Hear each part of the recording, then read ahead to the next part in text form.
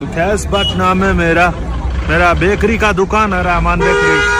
ये कहानी तब शुरू हुई थी जब मैं सीक्रेट मिशन के लिए कश्मीर की वादियों में पहुंचा। शुरू से ही मुझे समझ में आ रहा था कि वहां जाना खतरनाक है। कई शिकारा वालों की गांडूगर्दी चरम पर, भोले भाले मासूम पर्यटकों को दोनों तरफ से शिकारा दबा के बीच में ही किडनैप कर लिया जाता और उनके अखरोट निकाल कर दुकानों पर महंगे दामों में बेचा जाता था। मेरे साथ भी यही करने की कोशिश की गई। एक बंदा बोला कि मेरा आइटम खरीद लो तो मैं तुम्हारा अखरोट नहीं निकालूं। मरता क्या ना करता। जहां से भी वह कहवा लाए थे मुझे पीना पड़ा। तभी मेरी नजर चिनार कैफे पर पड़ी और तो और उसने अपने बोटिंग का काम भी शुरू कर दिया। हो ना हो ये मेरे उसी दोस्त का काम था जो बरसों पहले कैंपिंग करने कश्मीर आया था और ये बोल के भाग गया कि यहाँ के कैंप में ट्रेनिंग बहुत हार्ड होती है। नदी किनारे सलमान भाई का होटल दुकिया भी यहीं पर था। वहाँ के लोकल कुकुर से लोकल बनकर मैंने संबंध बिठाने की कोशिश की। ये साला कुकुर भी जेंजी निकला और मेरा अपमान हो गया। मैं समझ चुका था कि मिशन कंप्लीट करने के लिए सिर्फ नाम बदलने से काम नहीं चलेगा, मुझे खुद को बदलना होगा। और मैं बन गया वली अहदे सल्तनते आवाज, खुदाई खिदमतगार, जाबाज, मुजाहिद, सिपह सालारे लश्करे फिदाईन, रसूली अल जब्बार अल नासिर। मेरा ये परिचय जानते ही लोगों के रिश्ते मेरे घर पे आने लगे। लोग मुझे घर जमाई बनाने पर आमादा हो गए। और जैसे ही पता चला कि वो अपने लड़के का रिश्ता मेरे लिए लेकर आया, मैं खुद अपने अखरोट गिरवी रखवाने दुकान पर पहुंच गया। दुकानदार ने बोला कि मैं सिर्फ कसूरी मेथी बेचता हूँ, भाग जाओ यहाँ से। यहाँ की सड़कों पर मैंने लिंगासन को भी प्रेम की तलाश में भटकते हुए देखा। वहीं दूर जंगलों के बीच कोई साजिश चल रही। शंकर, एहसान, लॉय नाम के तीनों नौजवान कोई खिचड़ी पका रहे थे। उनका पीछा करते करते मैं घने जंगल में चला गया। तभी एक आवाज मेरे कानों में पड़ी।